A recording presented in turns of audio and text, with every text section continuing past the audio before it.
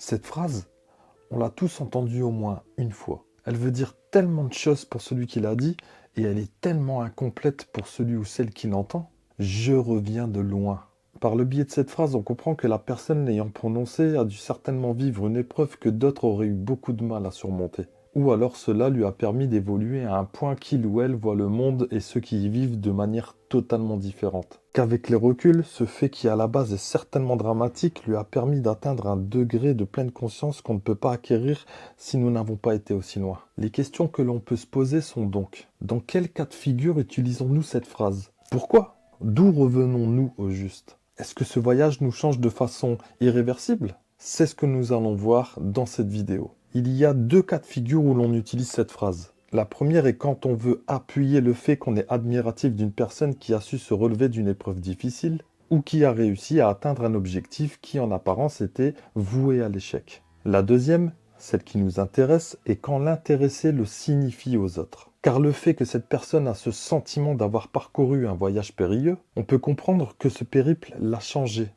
l'a fait évoluer, ou même l'a fait renaître. Mais pourquoi cette personne va précisément utiliser cette phrase? Car avec son expérience éprouvante, il ou elle a acquis une lecture limpide d'une situation ou d'un contexte, et de la façon dont on va la vivre, et des conséquences liées à cette exploration. Vu que cette personne a elle-même franchi toutes les étapes de ce voyage, il ou elle ne se base donc pas sur la projection que l'on peut avoir, mais bel et bien sur le vécu et le ressenti que l'on a de la chose. Mais d'où peut revenir cette personne?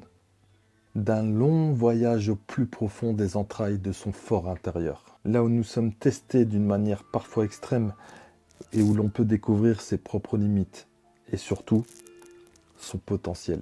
Que là où dans un voyage où l'on marque plusieurs étapes afin d'arriver à bon port, et bien là nous passons par différentes étapes émotionnelles qui nous permettent de monter en puissance et de devenir une version plus évoluée, plus endurante de nous-mêmes, mais également plus empathique et surtout connectée avec les trésors cachés que renferme ce monde. Qu'au moment du départ, c'est les préparatifs et l'euphorie d'entreprendre quelque chose de nouveau, puis la désillusion et les intempéries auxquelles il faut faire face sans avoir les protections adéquates par manque d'anticipation et d'expérience, pour au final réussir à arriver à destination. Et de quelle manière? Fatigué et à bout pour certains, avec des séquelles à vie pour d'autres. Mais dans les deux cas, avec le sentiment d'avoir réussi, même si c'est dans la douleur.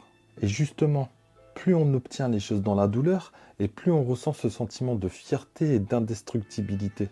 Car on revient de loin, d'un long voyage que seuls les expérimentés peuvent comprendre. Car ce genre de périple de vie nous change à jamais, nous fait monter en grade dans notre parcours de vie et nous permet de pouvoir évaluer notre valeur et de se diriger vers une voie où l'on ne va pas aller chercher la considération des autres, mais la place que nous avons droit. Un tremplin qui permet encore d'évoluer et de faire de ce voyage un exemple pour les futurs voyageurs afin qu'ils anticipent au mieux les futures péripéties de leur vie à travers les destinations lointaines d'où reviennent les autres. À méditer.